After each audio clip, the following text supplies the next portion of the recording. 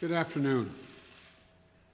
I want to speak today to the unfolding situation in Afghanistan, the developments that have taken place in the last week, and the steps we're taking to address the rapidly evolving events.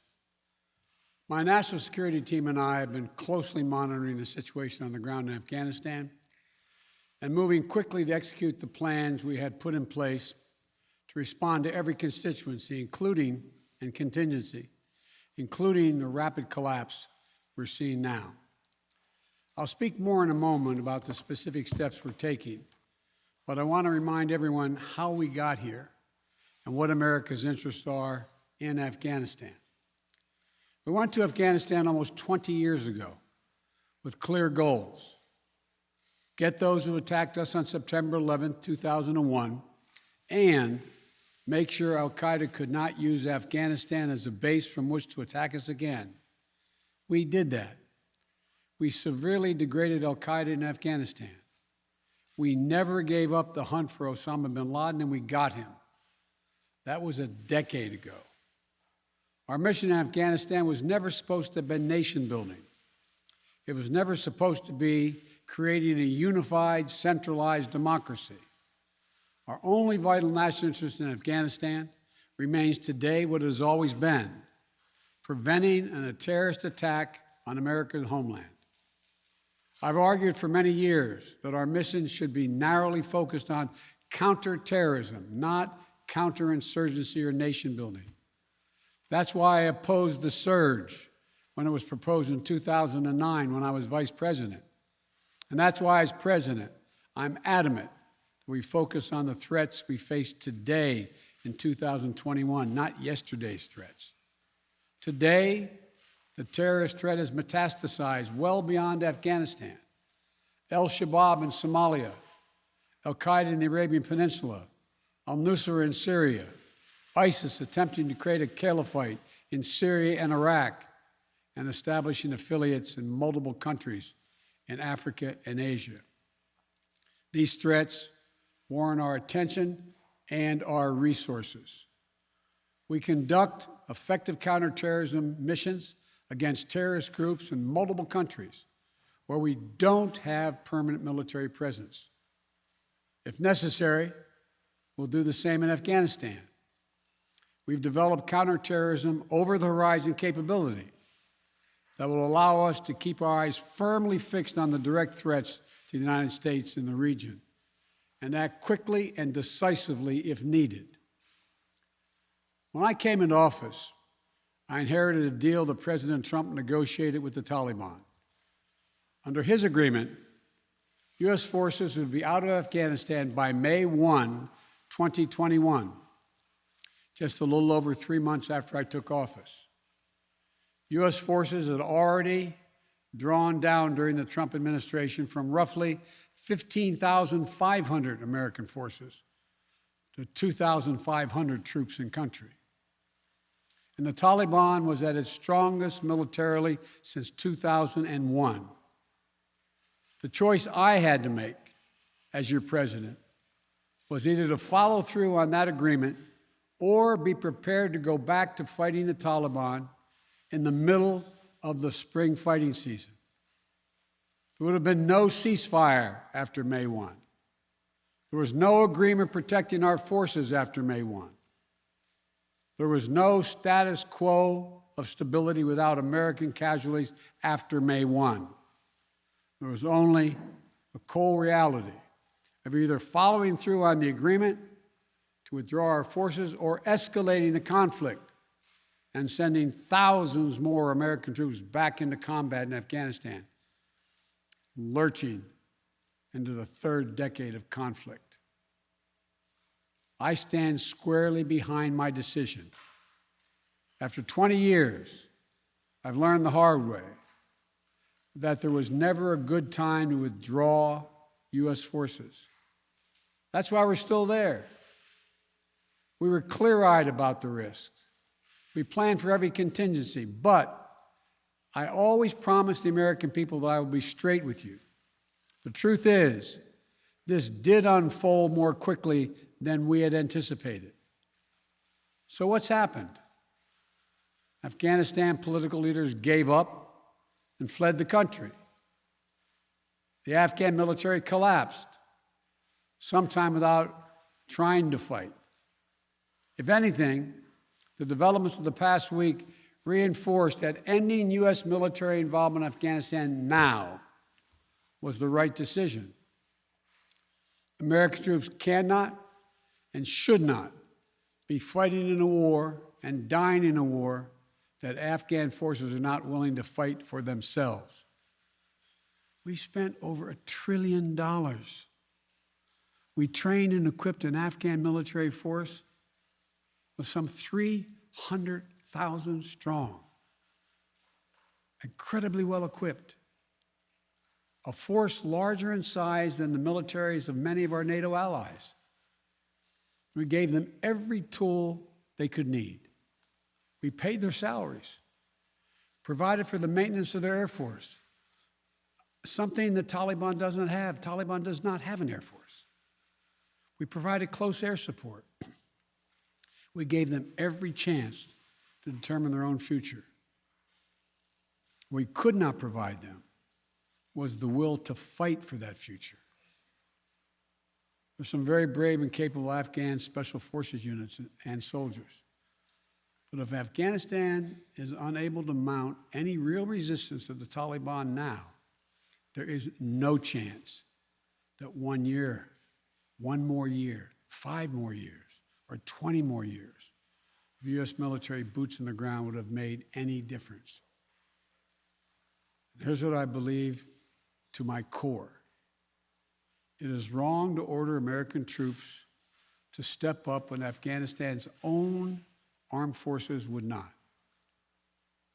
If the political leaders of Afghanistan were unable to come together for the good of their people, unable to negotiate for the future of their country when the chips were down, they would never have done so while U.S. troops remained in Afghanistan, bearing the brunt of the fighting for them.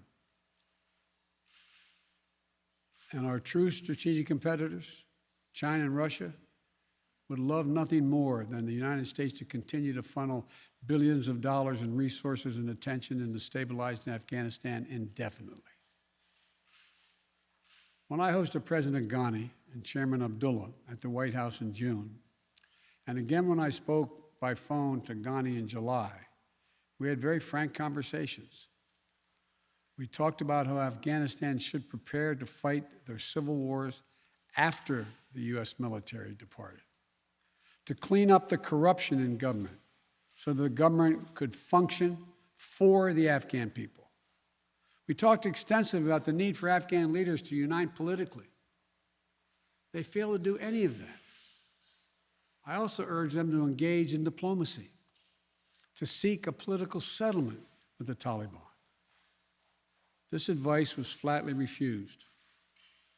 Mr. Ghani insisted the Afghan forces would fight, but obviously he was wrong. So I'm left again to ask of those who argue that we should stay, how many more generations of America's daughters and sons would you have me send to fight Afghanistan's civil war when Afghan troops will not? How many more lives, American lives, is it worth? How many endless rows of headstones at Arlington National Cemetery? I'm clear on my answer. I will not repeat the mistakes we've made in the past. Mistake of staying and fighting indefinitely in a conflict that is not in the national interest of the United States, of doubling down on a civil war in a foreign country, of attempting to remake a country through the endless military deployments of U.S. forces. Those are the mistakes we cannot continue to repeat because we have significant vital interest in the world that we cannot afford to ignore. I also want to acknowledge how painful this is to so many of us. The scenes we're seeing in Afghanistan, they're gut-wrenching, particularly for our veterans, our diplomats, humanitarian workers, for anyone who has spent time on the ground working to support the Afghan people. for those who have lost loved ones in Afghanistan, and for Americans who have fought and served in the country, serve our country in Afghanistan. This is deeply, deeply personal. It is for me as well. I've worked on these issues as long as anyone. I've been throughout Afghanistan during this war, while the war was going on, from Kabul to Kandahar to the Kunar Valley. I've traveled there on 4 different occasions. I met with the people. I've spoken to the leaders. I spent time with our troops. And I came to understand firsthand what was and was not possible in Afghanistan. So now we're focused on what is possible. We will continue to support the Afghan people.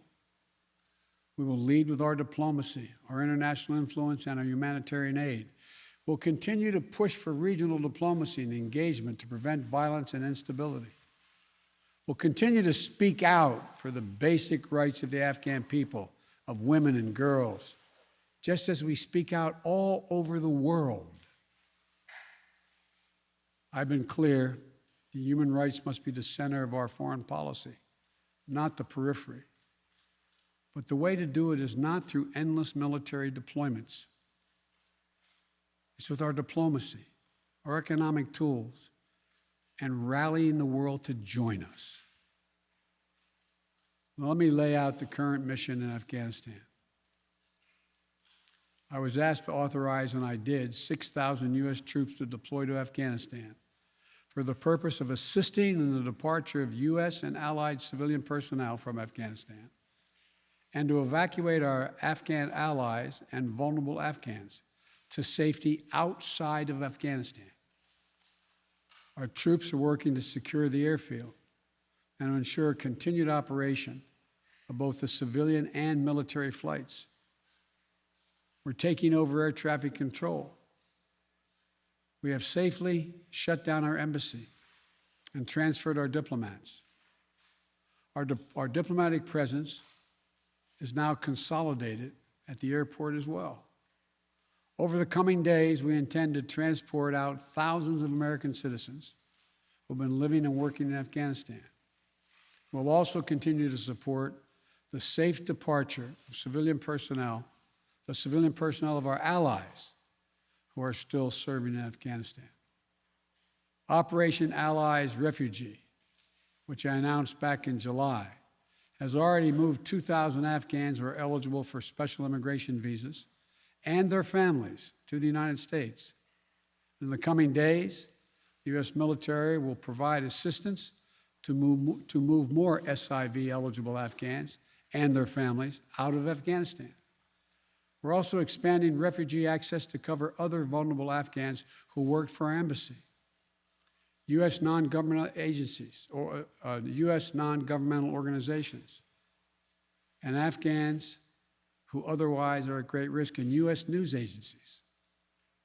I know there are concerns about why we did not begin evacuating Afghans civilians sooner. Part of the answer is some of the Afghans did not want to leave earlier, still hopeful for their country. And part of it because the Afghan government and its supporters discouraged us from organizing a mass exodus to avoid triggering, as they said, a crisis of confidence.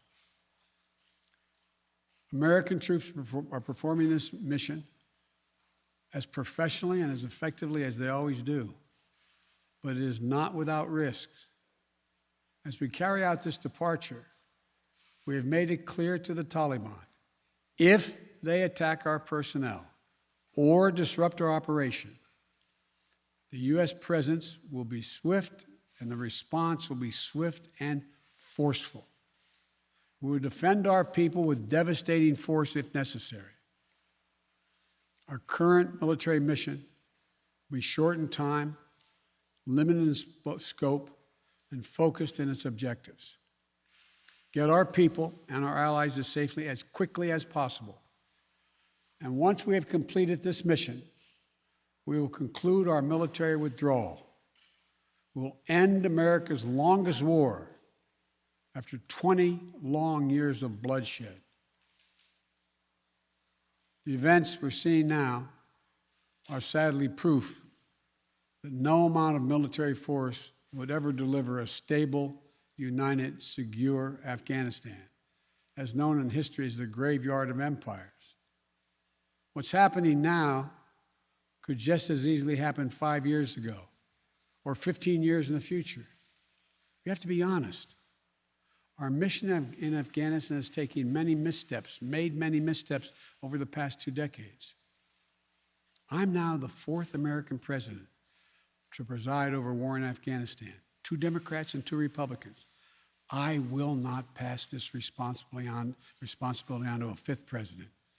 I will not mislead the American people by claiming that just a little more time in Afghanistan will make all the difference. Nor will I shrink from my share of responsibility for where we are today and how we must move forward from here. I am President of the United States of America, and the buck stops with me. I'm deeply saddened by the facts we now face, but I do not regret my decision to end America's warfighting in Afghanistan and maintain a laser focus on our counterterrorism missions there and other parts of the world. Our mission to degrade the terrorist threat of al-Qaeda in Afghanistan and kill Osama bin Laden was a success. Our decades-long effort to overcome centuries of history and permanently change and remake Afghanistan was not, and I wrote and believed it never could be. I cannot and will not ask our troops to fight on endlessly in another country's civil war, taking casualties, suffering life-shattering injuries, leaving families broken by grief and loss. This is not in our national security interest. It is not what the American people want. It is not what our troops, who have sacrificed so much over the past 2 decades, deserve. I made a commitment to the American people when I ran for president that I would bring America's military involvement in Afghanistan to an end. While it's been hard and messy, and yes, far from perfect, I've honored that commitment. More importantly, I made a commitment to the brave men and women who serve this nation that I wasn't going to ask them to continue to risk their lives in a military action that should have ended long ago. Our leaders did that in Vietnam when I got here as a young man. I will not do it in Afghanistan.